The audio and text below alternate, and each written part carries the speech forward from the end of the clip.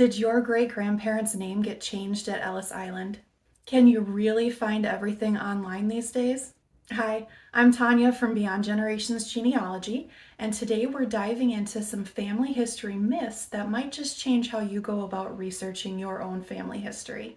Let's start with probably the biggest family history myth out there. The idea that officials at Ellis Island randomly changed immigrants' names. But the actual truth is that those Ellis Island officials were actually more like today's airport check-in staff. They were working from passenger lists that were created before the ships even left Europe. Families did change their names, but they did it themselves. Some wanted names that their neighbors could pronounce, while others hoped to blend in better in their new home. Some German families with the name Schwartz chose to become Black. They simply translated their name into English. My own ancestors, the Yarashevskys, went through a name change too. The story goes that even before any official paperwork, people in their community had started calling them Shasky for short. You can read about it in Rice County Families, Their History, Our Heritage, which tells this lovely story about the whole family gathering at the Goodhue County Courthouse to make their new name official. But you know how family stories sometimes go. When I dug into the court records, I found that Frank Yarashevsky actually made the change to Shasky at the Rice County Courthouse in November of 1926. We might not know exactly when every family member changed their name, but what really matters is how this family chose to write their own American story while staying true to who they were. Or take Mary Clara Schmidt, who was born to German immigrants in St. Paul back in 1876. Through my research, I found letters where her and her mother Caroline chose to write their name as Smith. It was their way of adapting to their American community on their own terms. Now, let's talk about another common myth, the idea that everything is available online.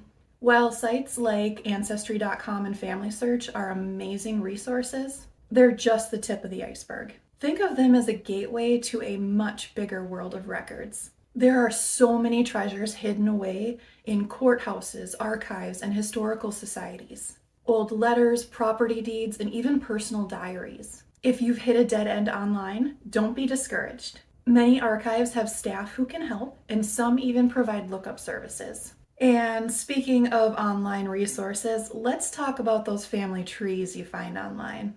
Online family trees can be amazing, but let's just say they're not always accurate. Think of them as conversation starters rather than historical documents. It's easy to understand why people trust them. They look so official on our screens. But here's the thing, these trees often grow from a mix of solid research and well-meaning guesswork.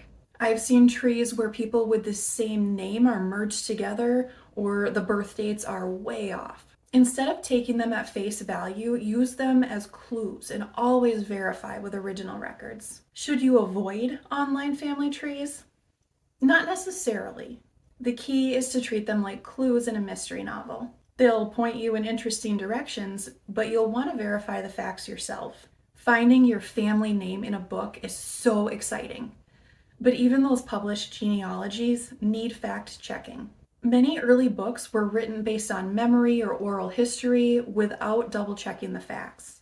It's not that they were trying to mislead anyone, they just didn't have access to all the resources that we have today.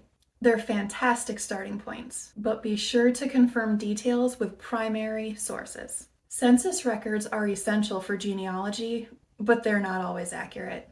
Picture this. It's a hot summer day in 1880, and a census taker is going door to door.